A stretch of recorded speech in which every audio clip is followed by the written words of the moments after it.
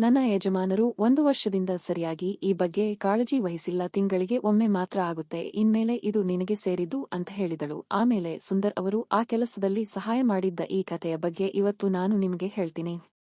Hi ಗೆಳೆಯರೇ, ನಾನು ಸುಂದರ್. ನಾನು ಖಾಸಗಿ ಕಂಪನಿಯೊಂದರಲ್ಲಿ ಕೆಲಸ ಮಾಡುವ ನನಗೆ ಸಂಜಯ್ ಎನ್ನುವ ಸ್ನೇಹಿತನಿದ್ದ. ಇನ್ನು ಈ ನಡುವೆ ಅವನಿಗೆ ಮದುವೆ ಭಾಗ್ಯ ಕೂಡಿ ಬಂದಿತ್ತು. ನಾನು ಕೂಡ 10 ದಿನ ಮುಂಚೆ ಅವರ ಮನೆಗೆ ಹೋಗಿದ್ದೆ. ನಾನು ಅವರ ಮನೆಯಲ್ಲಿ ಇದ್ದಾಗಲೇ ಒಂದು ದಿನ ಸಾಯಂಕಾಲ ಹೊತ್ತಿಗೆ ಒಂದು ಕಾರ್ ಮನೆ ಮುಂದೆ ಬಂದು ನಿಂತಿತ್ತು. ಅವತ್ತು ಮೊದಲ ಬಾರಿಗೆ ನಾನು ನೋಡಿದ್ದು. ಅವರ ಹೆಸರು ಹೇಳುವ ಅವಶ್ಯಕತೆ ಇಲ್ಲ ಎಂದುಕೊಳ್ಳುತ್ತೇನೆ. ಸ್ವಲ್ಪ ಗುಲಾಬಿ ಬಣ್ಣದ ಬಟ್ಟೆ ಧರಿಸಿಕೊಂಡು ಬಂದಿದ್ದ ಅವರನ್ನು ಮೊದಲ ಬಾರಿಗೆ ನೋಡುತ್ತಿದ್ದ ನನಗೆ ಹಾಗೆ ನೋಡಿದ ಕೂಡಲೇ ಮನಸ್ಸಲ್ಲಿ ನೂರಾರು ವಿಚಾರಗಳು ಬಂದವು. ನೋಡಲು ಅಂದವಾಗಿದ್ದ ಅವರು, ದುಂಡನೆಯ ಮುಖ, ಉದ್ದವಾದ ಕೂದಲು, ದಾಳಿಂಬೆಯಂತ ಹಲ್ಲು, ಚಪ್ಪಟೆ ಮೂಗು, ಹೀಗೆ ಅವರ ಬಗ್ಗೆ ಹೊಗಳಲು ಪದಗಳೇ ಸಾಲುತ್ತಿಲ್ಲ. ಒಟ್ಟಾರೆಯಾಗಿ ಒಮ್ಮೆ ನೋಡಿದರೆ ಮತ್ತೆ ನೋಡಬೇಕು ಎನಿಸುತ್ತೆ. ಒಮ್ಮೆಯಾದರೂ ಚಾನ್ಸ್ ಸಿಕ್ಕರೆ ಎನ್ನುವಂತೆ ಇದ್ದರು. ಆದರೆ ಸ್ನೇಹಿತನ ಮನೆಯಾಗಿದ್ದರಿಂದ ಜಾಸ್ತಿ ಏನು ಮಾತನಾಡುವಂತಿಲ್ಲ. ಅಲ್ಲದೆ ಮರ್ಯಾದೆ ಪ್ರಶ್ನೆ ಎಂದು ಸುಮ್ಮನಿದ್ದೆ. ನಾನು ಅವರನ್ನು ನೋಡುತ್ತಾ ಇದ್ದಾಗಲೇ ಅವರು ನನ್ನ ನೋಡುತ್ತಾ ನೇರವಾಗಿ ಒಳಗೆ ಹೋದರು. ಇನ್ನು ನಾನು ಅಲ್ಲಿಯೇ ಇದ್ದಿದ್ದರಿಂದ ಅವತ್ತು ಸಾಯಂಕಾಲ ಹಾಗೆ ಮಾತನಾಡುತ್ತಾ ನನ್ನ ಗೆಳೆಯನಿಗೆ ಇವರ ಬಗ್ಗೆ ಕೇಳಿದಾಗ ಅವನು ನನ್ನ ದೂರದ ಸಂಬಂಧಿ, ಇವರ ಮೊದಲ ಯಜಮಾನರು ಹೋಗಿದ್ದಾನೆ, ಪಾಪ ಸಾಕಷ್ಟು ಆಸ್ತಿಪಾಸ್ತಿ ಇದೆ ಎಂದು ಆತ ಹೇಳುವಾಗಲೇ ಅವರು ನಮ್ಮ ಕಡೆಗೆ ಬಂದರು. ಆಗ ನಾನು ಅವರನ್ನೇ ನೋಡುತ್ತಿದ್ದೆ. ಅದೇ ಹೊತ್ತಿಗೆ ನನ್ನ ಗೆಳೆಯನ ಕರೆದು ಒಳಗೆ ಬರುವಂತೆ ಕೂಗಿದರು. ನಾನು ಎದ್ದು ನೇರವಾಗಿ ಅಡುಗೆ ಮನೆಗೆ ಹೋಗಿದ್ದೆ. ಆಗ ಅವರು ನನ್ನ ಬಗ್ಗೆ ನನ್ನ ಗೆಳೆಯನ ಹತ್ತಿರ ಮಾಹಿತಿಯನ್ನು ಪಡೆದುಕೊಂಡರು. ಸ್ವಲ್ಪ ಹೊತ್ತಿನ ಮೇಲೆ ನಾನು ಮಹಡಿ ಮೇಲೆ ಕೂತಿದ್ದಾಗ ಅವರು ನೇರವಾಗಿ ಬಂದು, ನೀನು ಯಾರು? ಸಂಜಯ್ ತಾಯಿಯ ಜೊತೆಗೆ ಅಷ್ಟೊಂದು ಸಮೀಪದಿಂದ ಮಾತಾಡ್ತೀಯ, ಅಷ್ಟೊಂದು ಹತ್ತಿರದವನ ಎಂದು ವಿಚಿತ್ರ ದಾಟಿಯಲ್ಲಿ ಕೇಳಿದಾಗ ನನಗೆ ಸಿಟ್ಟು ಬಂದಿತ್ತು. ಯಾಕಂದರೆ ನನಗೆ ತಾಯಿ ಇಲ್ಲದ ಕಾರಣ ಅವರನ್ನು ಅದೇ ರೀತಿ ಗೌರವದಿಂದ ಕಾಣುತ್ತಿದ್ದೆ. ಆದರೆ ಇವರ ಮಾತು ಕೇಳಿ ನನಗೆ ಸಿಟ್ಟು ಬಂದಿತ್ತು. ಅದೆಲ್ಲ ನಿಮಗ್ಯಾಕೆ ಎಂದು ಹೇಳಿ ಹೋದೆ. ಇದೇ ಹೊತ್ತಿಗೆ ನಾನು ಹೋಗುವುದನ್ನು ನೋಡಿದ್ದ ನನ್ನ ಗೆಳೆಯ ಇವರ ಹತ್ತಿರ ಬಂದು ಎಲ್ಲವನ್ನೂ ಹೇಳಿದ. ಅವರು ತಮ್ಮ ತಪ್ಪಿಗೆ ಮುಖ ಸಪ್ಪೆ ಮಾಡಿದರು. ಅದೇ ದಿನ ಸಾಯಂಕಾಲ ಹೀಗೆ ನಾನು ನನ್ನ ಗೆಳೆಯ ಚಹಾ ಕುಡಿಯುತ್ತಾ ಕೂತಾಗ ಅವರು ಬಂದು, ಮಧ್ಯಾಹ್ನ ಹಾಗೆ ಮಾತನಾಡಬಾರದಿತ್ತು, ಕ್ಷಮಿಸು ಎಂದರು.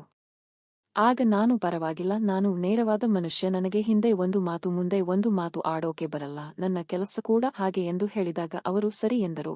ಇದಾದ ಮೇಲೆ ಅವರು ನನ್ನ ಜೊತೆಗೆ ಜಾಸ್ತಿ ಮಾತನಾಡೋಕೆ ಪ್ರಯತ್ನ ಪಟ್ಟರು ಸಹಿತ ನಾನು ಜಾಸ್ತಿ ಮಾತನಾಡಲಿಲ್ಲ. ಆದರೆ ಅವರು ನನ್ನ ಕಡೆಗೆ ನೋಡುತ್ತಾ ಮಾತನಾಡುತ್ತಿದ್ದರು. ಹೀಗೆ ಒಂದೆರಡು ದಿನ ಆದಮೇಲೆ ನನ್ನ ಫ್ರೆಂಡ್ಗೆ, ಏನೋ ನಾನು ನಿನ್ನ ಬೆಸ್ಟ್ ಫ್ರೆಂಡ್ ಅಲ್ವಾ ಎಂದಾಗ ಅವನು ಹೌದು ಎಂದ. ಆಗ ಅವರು ಮತ್ತೆ, ನಾನು ಕೂಡ ನಿಮ್ಮ ಬೆಸ್ಟ್ ಫ್ರೆಂಡ್ ತಾನೇ, ಏನೋ ಒಂದು ಮಾತು ಆಡಿದ್ದಕ್ಕೆ ನಿನ್ನ ಫ್ರೆಂಡ್ ಸಿಟಿಗೆದ್ದಿದ್ದಾನೆ ಅಂತ ಹೇಳಿದಾಗ ನಾನು ಆಮೇಲೆ ಅವರ ಜೊತೆಗೆ ಸರಿಯಾಗಿ ಮಾತನಾಡೋಕೆ ಶುರು ಮಾಡಿದೆ.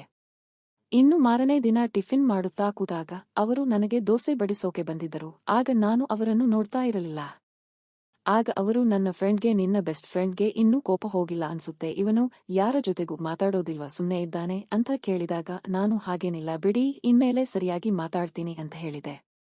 ಆದರೆ ನನಗೆ ಅನುಮಾನ ಮತ್ತೆ ಖುಷಿ ಎರಡೂ ಆಗಿತ್ತು. ಯಾಕೆಂದರೆ ಇವರು ಯಾಕೆ ನನ್ನ ಬಗ್ಗೆ ಜಾಸ್ತಿ ಮಾತಾಡ್ತಾ ಇದ್ದಾರೆ, ಮುಂದೇನಾದರೂ ಅಂತ ಸ್ವಲ್ಪ ಭಯ ಎಂದು ಎನಿಸತೊಡಗಿತ್ತು. ಇದಾದ ಮೇಲೆ ಅವತ್ತು ಸಾಯಂಕಾಲ ಟೀ ಕುಡಿಯೋಕೆ ಅಂತ ಕೂತಾಗ ಅವರಿಗೆ ನಾನು ಸುಮ್ನೆ ಕಣ್ಣಿಂದ ಸನ್ನೆ ಮಾಡಿ ಹೊರಗೆ ಬರುವಂತೆ ಹೇಳಿದಾಗ ಅವರು ನನಗೆ ಕಣ್ಣ ಸನ್ನೆ ಮಾಡಿ ಹೊರಗೆ ಬಂದರು.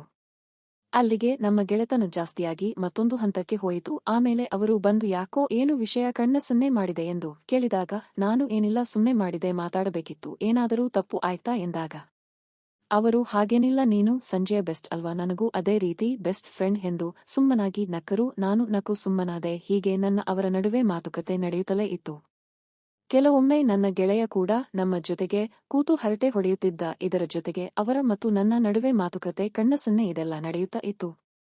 ಹೀಗೆ 2-3 ದಿನ ಆದಮೇಲೆ ನಾನು ಹೊರಗೆ ಹೋಗೋಕೆ ರೆಡಿಯಾಗಿದ್ದೆ. ಆಗ ಅವರು, ಏನು ಸಾಹೇಬರು, ಒಬ್ಬರೇ ಹೋಗ್ತಾ ಇದ್ದೀರಾ ಎಂದು ಕೇಳಿದಾಗ ನನಗೆ ಶಾಕ್ ಎನಿಸಿತು. ಆಗ ನಾನು, ಹೌದು, ಸ್ವಲ್ಪ ಕೆಲಸ ಇದೆ ಎಂದು ಹೇಳಿದಾಗ ಅವರು, ಸರಿ, ನಮ್ಮ ಏರಿಯಾದಲ್ಲಿರುವ ನನ್ನ ಇನ್ನೊಂದು ಮನೆಯವರೆಗೆ ಬಿಡು ಎಂದು ಹೇಳಿದರು. ನಾನು ಸರಿ ಅಂತ ಹೇಳಿ ಅವರನ್ನು ಬಿಟ್ಟು ಹೊರಟಾಗ ಅವರು, ಅರ್ಧ ಗಂಟೆ ಬಿಟ್ಟು ಅಲ್ಲಿ ಗುಲಾಬಿ ಬಣ್ಣದ ಮನೆ ಕಾಣಿಸ್ತಾ ಇದೆಯಲ್ಲ, ಅಲ್ಲಿಗೆ ಬಾ ಎಂದು ಹೇಳಿದರು. ನಾನು ಅವರನ್ನು ರಸ್ತೆ ಪಕ್ಕ ಇಳಿಸಿ ನನ್ನ ಕೆಲಸ ಮುಗಿಸಿಕೊಂಡು ಅವರ ಹೇಳಿದ ಮನೆಗೆ ಹೋದಾಗ ಅವರು ನನಗೆ ಒಳಗೆ ಬರುವಂತೆ ಹೇಳಿದರು. ಆಗ ನಾನು ಒಳಗೆ ಹೋದಾಗ ಅಲ್ಲಿ ಬೇರೆ ಏನೋ ವಾಸನೆ ಬರ್ತಾ ಇತ್ತು. ಆಗ ನಾನು, ಏನಿದು ಬೇರೆ ವಾಸನೆ ಎಂದಾಗ ಅವರು, ಏನಿಲ್ಲ, ಅದು ಹೊರಗೆ ಯಾರೋ ಸುಟ್ಟಿದ್ದಾರೆ, ಅದರ ವಾಸನೆ ಎಂದು ಹೇಳಿದಾಗ ನನಗೆ ಯಾಕೋ ಅನುಮಾನ ಬಂತು. ಆಗ ನಾನು, ಯಾಕ್ರಿ ಸುಮ್ಮನೆ ಸುಳ್ಳು ಹೇಳ್ತೀರಾ, ನನಗೂ ಗೊತ್ತು, ಎಲ್ಲ ಬಿಡಿಸಿ ಹೇಳಬೇಕಾ ಎಂದಾಗ ಅವರು ಏನು ಎಂದರು. ಆಗ ನಾನು ಅದು ಇದರ ವಾಸನೆ ಅಲ್ಲ, ಹೊಗೆ ಕೂಡ ಅದರದ್ದು ಅಲ್ಲ ಎಂದು ಹೇಳಿದಾಗ ಅವರು ಪರವಾಗಿಲ್ಲವೇ, ಎಲ್ಲ ಗೊತ್ತು ನಿನಗೆ. ಹೌದು, ನೀನು ಹೇಳಿದ್ದು ನಿಜ. ನಾನು ಆಗೊಮ್ಮೆ ಈಗೊಮ್ಮೆ ಹೊರಗೆ ಬಂದಾಗ ಏನಿಲ್ಲ, ಮನೆಯಲ್ಲಿ ಇದ್ದಾಗ ವಾಸನೆ ಕಡಿಮೆ ಇರುವುದು ಮಾತ್ರ ಎಂದು ಹೇಳಿದಾಗ ನಾನು ಸರಿ ಎಂದು ಹೇಳಿದೆ. ಹೀಗೆ ಸ್ವಲ್ಪ ಹೊತ್ತು ಮನೆಯಲ್ಲಿ ಕೂತಿದ್ದೆ. ನನಗೆ ಕಾಫಿ ಮಾಡಿಕೊಟ್ಟು ಮತ್ತೆ ಹೋಗೇ ಬಿಡುತ್ತಾ ಕೂತಾಗ ಅವರು ನೀನು ತಗೋ ಎಂದು ಹೇಳಿದರು. ಆಗ ನಾನು ಬೇಡ ಬೇಡ, ನನಗೆ ಅಭ್ಯಾಸವಿಲ್ಲ ಎಂದಾಗ ಅವರು ಪರವಾಗಿಲ್ಲ ಬಾ, ನೀನು ನನ್ನ ಬೆಸ್ಟ್ ಫ್ರೆಂಡ್ ಅಲ್ವಾ, ಬಾ ಕಂಪನಿ ಕೊಡಿ ಎಂದು ಕೈ ಹಿಡಿದಾಗ ನನಗೆ ಮೈಯಲ್ಲಿ ಕರೆಂಟ್ ಹೊಡೆದಂತೆ ಎನಿಸಿ ಕೈ ಬಿಡಿಸಿಕೊಂಡು ಮೊದಲು ಕೈಬಿಡಿ ಅಂತ ಹೇಳಿ ದೂರ ಸರಿದು ಕೂತೆ. ಆಗ ಅವರು ಯಾಕೋ ಏನಾಯ್ತು ಹೀಗೆಲ್ಲ ಆಡ್ತೀಯ ಎಂದಾಗ ನಾನು ಬಿಡ್ರಿ, ನಿಮ್ಗೆ ಗೊತ್ತಾಗಲ್ಲ ಎಂದು ಹೇಳಿದೆ. ಆಗ ಅವರು ಯಾಕೆ ಹೇಳು, ನನ್ನ ಮುಂದೆ ಯಾಕೆ ಹೇಳೋಕೆ ಹೀಗೆ ಆಡ್ತೀಯ ಹೇಳು ಎಂದರು. ಆಗ ನಾನು ನನಗೆ ಮೊದಲೇ ಯಾರೂ ಇಲ್ಲ, ನೀವು ಹೀಗೆ ಕೈ ಹಿಡಿದರೆ ಹೇಗೆ ನನಗೆ ಕರೆಂಟ್ ಹೊಡೆದಂತೆ ಆಯ್ತು ಎಂದಾಗ ಅವರು ನಗುತ್ತಾ ಇದು ನಿನ್ನ ಸಮಸ್ಯೆ, ಇವಾಗ ನೀನು ಯಾಕೆ ಹೀಗೆ ಆಡ್ತಾ ಇದೀಯಾ, ಬೇಗ ಮನೆಗೆ ಹೋಗೋಣ ಅಂತಿದ್ದೀಯಾ ಅಂತ ಗೊತ್ತಾಯ್ತು ಎಂದು. ಮತ್ತೊಮ್ಮೆ ನಿಜ ಹೇಳು, ಯಾರಿಲ್ವಾ ಎಂದು ಕೇಳಿದಾಗ ನಾನು ಯಾರಿಲ್ಲ ಎಂದು ಹೇಳಿದೆ. ಆಗ ಅವರು ನಾನು ಇದನ್ನು ನಂಬುವುದಿಲ್ಲ, ಸುಳ್ಳು ಹೇಳಬೇಡ, ನೋಡೋಕೆ ಇಷ್ಟು ಚೆನ್ನಾಗಿ ಇದ್ದೀಯಾ, ಏನು ಕಡಿಮೆಯಾಗಿದೆ ನಿನಗೆ ಎಂದರು. ಆಗ ಅವರು ಸರಿ, ನಿನಗೆ ಯಾರೂ ಇಲ್ಲ, ಕಾಲೇಜಲ್ಲಿ ಕೂಡ ಇದ್ದಿಲ್ವಾ ಅಂತ ಕೇಳಿ ಮುಂದುವರೆದು ನಿನಗೆ ಯಾವತರ ಇದ್ದಾರೆ ಇಷ್ಟ ಎಂದು ಕೇಳಿದಾಗ ನಾನು ಹೋಗಲಿ ಬಿಡಿ ಇವಾಗೆಲ್ಲ ಅದ್ಯಾಕೆ ಎಂದು ಹೇಳಿದೆ. ಆಗ ಅವರು ಹೇಳೋ ಪರವಾಗಿಲ್ಲ, ಹೇಳಿದ್ರೆ ತಾನೇ ಗೊತ್ತಾಗುತ್ತೆ ಎಂದರು. ಆಗ ನಾನು ನಿಮಗೆ ಬೇಜಾರು ಮಾಡಿಕೊಳ್ಳುವುದಿಲ್ಲ ಎಂದರೆ ಹೇಳ್ತೀನಿ ಎಂದಾಗ ಅವರು ನಾನು ಯಾಕೆ ಬೇಜಾರು ಮಾಡಿಕೊಳ್ಳಲಿ ಹೇಳು ಎಂದರು. ಆಗ ನಾನು ಧೈರ್ಯ ಮಾಡಿ ನಿಮ್ಮ ಹಾಗೆ ಅಂತ ಹೇಳಿದಾಗ ಅವರು ಶಾಕಾಗಿ ಬಿಟ್ಟರು. ಆಗ ಅವರು ಪರವಾಗಿಲ್ಲವೇ, ತುಂಬಾನೇ ಧೈರ್ಯವಂತ ನೀನು, ನೇರವಾಗಿಯೇ ಎಲ್ಲ ಹೇಳ್ತೀಯಾ ಎಂದರು.